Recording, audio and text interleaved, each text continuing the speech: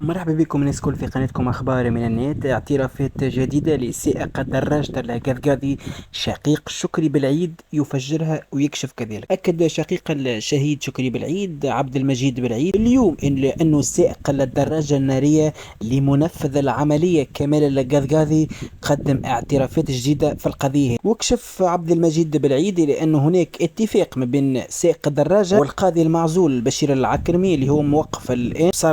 صار اتفاق على اساس انه السائق هذا يتحمل العبء وبعد ذلك يلقوا له حل. لكن لاحظ السائق اللي هو موجود في الحبس توا وجود رئيس حركة النهضة راشد الغنوشي والقيادي في الحركة نور الدين البحيري والقاضي المعزول بشير العكرمي اللي كانوا باش يوفروا له الحماية في السجن هما بيدهم. وقرر ان يكشف المعطيات الجديدة. واضاف المتحدث في تصريح لإذاعة شمس فامي لانه الاتفاق الاولاني بين هذه الاطراف كان تحمل عبء القضية مقابل توفير العناية لعائلته ثم البحث عن مخرج قانوني باش يساعدوه لأنه الإخوان حسب تعبيره هو بالطبيعة كانوا يظنون أنهم سيحكمون تونس لمدة 50 سنة.